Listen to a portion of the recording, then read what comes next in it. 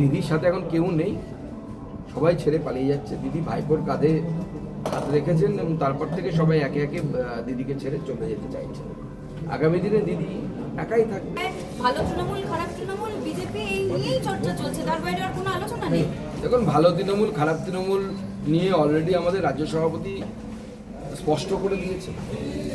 আমাদের কাছে তৃণমূল ভালো খারাপ বলে কিছু হয় বলে আমার তো মনে হয় না। ও সোনার পাথর বাটির মতো, খুঁজতে গেলে পাওয়া যাবে না।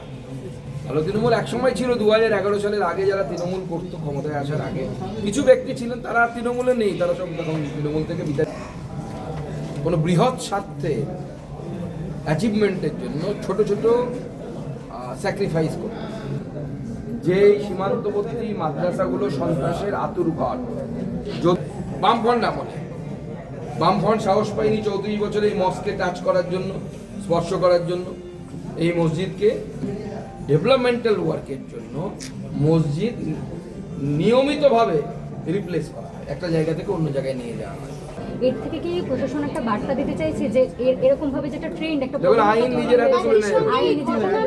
আইও চেঞ্জ হয়েছে, ডিএসপি লেভেলের একজনকে আইও করা হয়েছে। অন্যদিকে একটা প্রচার চলছে যে যে নিহত হয়েছে গণপিটুনিতে, লিঞ্চিং কেসে, ইন্দ্রজিৎ, সে নাকি রাজা এবং সেই রাজা সেই নাকি ধর্ষক। অন্যদিকে ইন্দ্রজিতের ফ্যামিলির লোক বলছে রাজা আর ইন্দ্রজিৎ আলাদা। মানে যারা সিলেক্টিভ প্রতিবাদ করছে, গণপিটুনিতে যে মারা গেছে তার প্রতিবাদ না করে তাকেই ধর্ষক বানিয়ে দেওয়া হচ্ছে। দেখুন, গণপিটুনিতে কাউকে আপনি মেরে ফেলবেন, এটা অ্যাকসেপ্টেবল নয়, কোনো সমাজে অ্যাকসেপ্টেবল নয়। আমি যাচ্ছি না সে অপরাধী ছিল অপরাধী নয়, তাতে আমরা যাচ্ছি না। আমাদের বক্তব্য হচ্ছে যে গণপিটুনিতে যাকে মারা হয়েছে পুলিশ তদন্তে দেখেছে, আমাদের মাননীয় মুখ্যমন্ত্রী বলেছেন যে মূল অভিযুক্ত যে তার মধ্যে তিনি নন। তার পরিবারকে আমরা সহায়তা করেছি, আর্থিক সহায়তা, চাকরি দেওয়ার কাজ করেছি। কিছু রাজনৈতিক দল আছে, কিছু শকুন আছে, বরাবরই থাকে লাল শকুন, তারা ঘুরে বেড়ায়, তারা এসব করে। তো যেখানে মৃতদেহ পাবে সেখানে তারা চলে যাবে, নতুন নতুন এই ধরনের ফকির ফিন্দি ঘাটবে এবং একজন তাদেরই মধ্যে থেকে একজন বলবে যে জমা খরচ করে দেখাও তারপরে বলো, আর একজন সঙ্গে সঙ্গে আর এক নেতা তাদের মধ্যে অন্য স্বর নিয়ে বলবে যে এই যে এনকাউন্টার করা হলো বা অমুক হলো, তার মানে হচ্ছে এটাকে ধামাচাপা দেওয়া। তো এটা এদের মধ্যে এরা নিজেরাই কনফিউজ। আগে নিজেরা ঠিক করুক পার্টিগতভাবে যে তারা কি চাইছে, তারপরে আমাদের দিকে আঙুল, কিন্তু ঘুরতেই পারবেন না, শারীরিক অবস্থায় সেরকম নেই। তো স্বাভাবিকভাবে ওনারা নিজেরাও ধরে নিচ্ছেন যে পার্টিটা ডুবতে চলেছে, সেজন্য ওরকম ব্যক্তিকে সভাপতি করছেন যিনি বয়স এত বেশি যে যিনি সভাপতি হিসেবে তার কর্মকাণ্ড চালাতে পারবেন। কিন্তু আপনি বলছেন যে মাথা ব্যথা নেই, কিন্তু এই মুহূর্তে তো সোশ্যাল মিডিয়া থেকে শুরু করে সমস্ত জায়গায় ভালো তৃণমূল, খারাপ তৃণমূল, বিজেপি এই নিয়েই চর্চা চলছে, তার বাইরে আর কোনো আলোচনা নেই। দেখুন, ভালো তৃণমূল খারাপ তৃণমূল নিয়ে অলরেডি আমাদের রাজ্য সভাপতি স্পষ্ট করে দিয়েছে। আমাদের কাছে তৃণমূল ভালো খারাপ বলে কিছু হয় বলে আমার তো মনে হয় না। ও সোনার পাথর বাটির মতো, খুঁজতে গেলে পাওয়া যাবে না।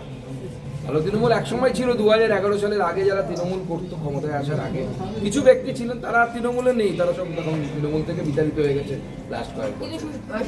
সুস্মিতা দেব, প্রকাশজিৎ বড়াই, সুখেন্দু শেখর রায়, এরা তাহলে কোন তৃণমূল হিসেবে আপনারা ধরেছিলেন? দেখুন, প্রথম কথা হচ্ছে এই বিষয়ে আমাদের একজন রাজ্যসভার যে এমপি, তারা রাজ্যসভায় কে নমিনেশন করে পুরো বিষয়টি হচ্ছে এটা পার্টির সর্বোচ্চ স্তরে সিদ্ধান্ত হয়। রাজনীতিতে অনেক সময় কোনো বৃহৎ স্বার্থে অ্যাচিভমেন্টের জন্য ছোট ছোট স্যাক্রিফাইস করতে বৃহৎ স্বার্থটা বা যেটা আগামী দিনের লক্ষ্য বা গোল, সেটা দেখা যায় না অনেক সময়।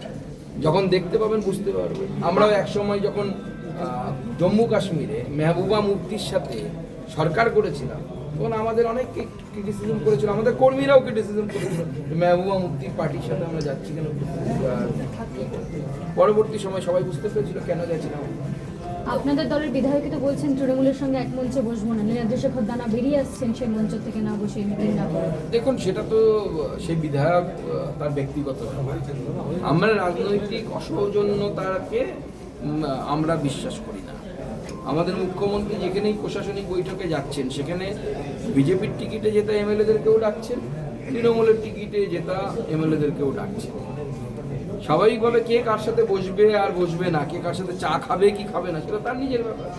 কিন্তু তাই অনুব্রত মণ্ডল, যাকে মমতা বন্দ্যোপাধ্যায়ের ভাই বা সব থেকে ঘনিষ্ঠ, এগুলো নিয়ে অনুদান বিভিন্ন কোনো সিলেবাস নেই, এইভাবে যে মাদ্রাসাগুলো চলছে বন্ধ করে দেওয়া একটা রিপোর্টও আমার মত, আমার ব্যক্তিগত মত, পার্টিগত মত নয়, ব্যক্তিগত মত হচ্ছে এই ধরনের মাদ্রাসা বন্ধ করে দেওয়া উচিত। তার কারণ সরকার সঠিক পদক্ষেপ নিচ্ছে, সার্ভে হওয়া উচিত। একসময় বুদ্ধদেব ভট্টাচার্য আজ থেকে বহু বছর আগে যখন তিনি মুখ্যমন্ত্রী ছিলেন, সেই সময় তাকে তিনি বলেছিলেন যে এই সীমান্তবর্তী মাদ্রাসাগুলো সন্ত্রাসের আতুরঘর। যদিও পলিটিক্যাল প্রেসারে তার রাজনৈতিক দলের চাপে তাকে সেই বক্তব্য থেকে সরে আসতে হয়েছে, কিন্তু একজন মুখ্যমন্ত্রী এবং বিশেষ করে তা বুদ্ধদেব ভট্টাচার্যের মতো মুখ্যমন্ত্রী এমনি এমনি কল্পনা বা স্বপ্ন দেখে মায়ের স্বপ্নাদেশ পেয়ে ওটা বলেননি। ওনার কাছে গোয়েন্দা সংস্থা, অর্থাৎ যারা ভারত সরকার এবং পশ্চিমবঙ্গ সরকারের হয়ে কাজ করে, তাদের রিপোর্ট ছিল এবং সেই রিপোর্টের ভিত্তি করে উনি বলেছিলেন। আর সেটা কত সালে বলেছিলেন আপনারা মনে করে দেখুন। তখন যদি এই অবস্থা ছিল, তাহলে আজকে কি অবস্থায় খালিজি মাদ্রাসাগুলো পৌঁছেছে। সরকারের উচিত সার্ভে করা, যে মাদ্রাসাগুলোর সাথে এই ধরনের দাঙ্গায় উস্কানি বা দেশবিরোধী কার্যকলাপের অভিযোগ আসবে, তাদের পত্রপাঠ শাটডাউন করে দেওয়া উচিত, বন্ধ করে দেওয়া উচিত।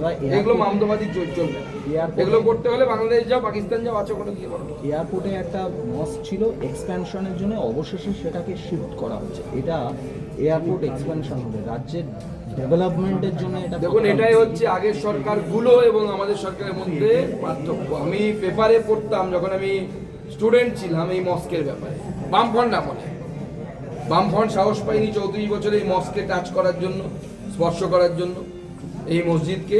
কারণ কি, ভাবাগে ভেবে আঘাত লাগবে, কারো ধর্মীয় ভাবাবেগে আঘাত লাগবে। এই যে মানসিকতা, আমরা যখন রাস্তা চওড়া করতে হচ্ছে, আপনি মন্দির ভেঙে দিচ্ছেন।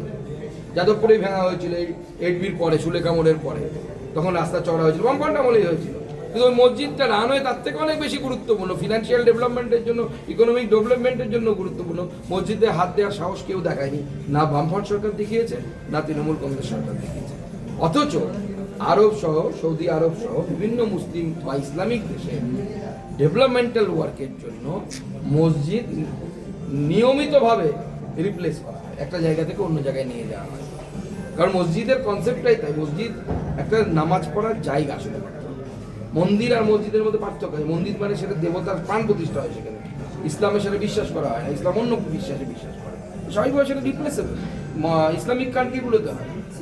পূর্বতন সরকারকে দেখা দিদির সাথে এখন কেউ নেই, সবাই ছেড়ে পালিয়ে যাচ্ছে। দিদি ভাইপোর কাঁধে হাত রেখেছেন এবং তারপর থেকে সবাই একে একে দিদিকে ছেড়ে চলে যেতে চাইছে।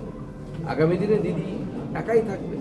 আমি বহু আগে বলেছিলাম, এখনো আপনাদের আর্কাইভে থাকলেও থাকতে পারে, খুঁজে দেখুন, যে একসময় পার্টিটাতে কেউ থাকবে না, পিসি আর ভাইপোই শুধু থাকবে। এটাই হচ্ছে দাদা। আগামীকাল থেকে অ্যান্টি রায়ট ল বা গুন্ডা দমন বিল কালকে কার্যকর হতে চলেছে। রাজ্যের ল অ্যান্ড অর্ডার এনফোর্সমেন্ট কতটা সুবিধে হবে এবং কতটা কন্ট্রোল হতে চলেছে? দেখুন, আমার যেটা মনে হয় যে এই ল এটা এনফোর্সমেন্ট হলে পরে স্বাভাবিকভাবে যারা অপরাধিক তত্ত্ব আছে, যে অপরাধিক সমাজবিরোধী যারা আছে, তাদেরকে আগাম সচেতনতামূলক এক কার্যপদ্ধতি হিসেবে বা তাদেরকে আগে থেকে অ্যারেস্ট করার যে অধিকার পুলিশের হাতে যাচ্ছে, এতে অনেক সময় গণ্ডগোল লাগার আগেই বা গণ্ডগোল শুরু হওয়ার আগেই, দাঙ্গা শুরু হওয়ার আগেই দাঙ্গাকে আটকে দেওয়া যাবে, গণ্ডগোলকে আটকে দেওয়া যাবে। সেটা তো ল অ্যান্ড অর্ডারের পক্ষে ভালো হবে।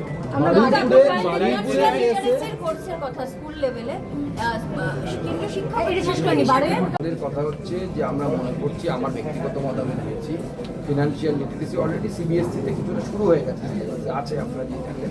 আমি বলেছি পশ্চিমবঙ্গেও আমাদের বাচ্চাদেরকে ফিনান্সিয়াল লিটারেসি মিনিমাম আমাদের স্কুল লেভেলে বাচ্চাদের সামান্য হলেও সেই সম্যক ধারণা একটু হওয়া উচিত। সামান্য ধারণা, কিন্তু ধারণা হওয়া উচিত যে ফিনান্সিয়াল লিটারেসি কাকে বলে, তার মানে কি আমাদের জানা উচিত, যে বিষয়গুলো আমি বললাম, মিনিমাম ধারণাটুকু সেটা এক্সপার্টরা ঠিক করবেন। যারা সিলেবাস নিয়ে ভাবেন, চিন্তা ভাবনা করেন, কারিকুলাম তৈরি করেন, তারা ঠিক করবেন। মদের ঠেক থাকবে কেন? বেআইনি মদের ঠেক রাখা যাবে না। আমরা স্পষ্ট বলে দিচ্ছি পুলিশ প্রশাসনকে, যদি মনে করেন যে টাকা নিয়ে পকেট ভরবেন আর বেআইনি মদের ঠেক চালাবেন, আমাদের সরকার চালাতে দেবে না, আমাদের সরকার এটা অ্যাকসেপ্ট করবে না। এবং আমরাও নিজেদের এলাকায় নজরদারি রাখছি কোথাও এই ধরনের বেআইনি মদের ঠিক যেন না চলে। সেবাশ্রয় নিয়ে ভুরি ভুরি অভিযোগ আমরা দেখতে পাই, ডায়মন্ড হারবার পুলিশ জেলাতেই 3টে অভিযোগ করেছে, একজন উকিল এরকম অভিযোগ করছেন তার পা অ্যাম্পিউট করে দিতে হয়েছে, বাদ দিতে হয়েছে। আপনারা কি কোনো রকম অভিষেক বন্দ্যোপাধ্যায়ের এগেনস্টে প্রশাসনকে বলবেন যে মানে নোটিশ পাঠিয়ে তলব করে তাকে জিজ্ঞাসাবাদ করতে, যেহেতু একটা সমান্তরাল স্বাস্থ্য দেখুন, ব্যবস্থা তৈরি করেছে? এফআইআর যদি হয় সেই এফআইআর এর ভিত্তিতে পুলিশ আইন অনুসারে আমাদের ন্যায় সংহিতা অনুসারে কাজ করবে।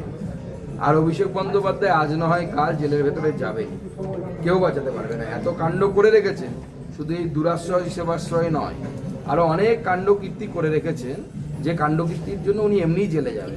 সেটা তো বিদেশে পালানোর চেষ্টা পুলিশ তো করছে। এখনো কোনো রকম অ্যাকশন নেয়নি, কোনো অ্যাকশন নেয়নি, এতগুলো এফআইআর। অডিও টেস্টের জন্য পর্যন্ত যাচ্ছেন না, কিছুই করছেন না, না। তো গলার আওয়াজ দিচ্ছেন না। মানে লতা মঙ্গেশকর বেঁচে থাকলেও তাকেও গান গাওয়ানোর জন্য এতটা রিকোয়েস্ট করতে হতো না, যতটা অভিষেক বন্দ্যোপাধ্যায়কে গলার ভয়েস দেওয়ার জন্য রিকোয়েস্ট করতে হচ্ছে। বড় মাছ তো একবারে ছিপে ওঠে না, একটু ঘুরে ফিরিয়ে তারপর তুলতে হবে। দাদা, জেলায় জেলায় বিমানবন্দরে যে একটা মস্ক খারিজি ছিল, সেটা মাদ্রাসাগুলো, অবশেষে দাদা, জেলায় জেলায় যে শিফট খারিজি হচ্ছে। মাদ্রাসাগুলো যেগুলো ভেঙেছে, দেখুন, ল্যান্ড পলিসিটা এখনো তো ঘোষণা হয়নি। আমাদের মাননীয় শিল্পমন্ত্রী এবং মুখ্যমন্ত্রী আগামী দিনে তার ঘোষণা করবে। আমরা এটুকু বলতে পারি, আমাদের যে মাইন্ডসেট বা আমাদের যে প্রিন্সিপাল, যে প্রিন্সিপালের উপর ভিত্তি করে আমরা শিল্পায়নের দিকে এগোচ্ছি, তা হলো শিল্পের পথে, প্রকৃত ইনভেস্টমেন্টের পথে, যে ইনভেস্টমেন্টে জব ক্রিয়েশন হবে, অর্থাৎ চাকরি তৈরি হবে, সেই সমস্ত রকম বাধাকে দূর করার জন্য যা যা করা দরকার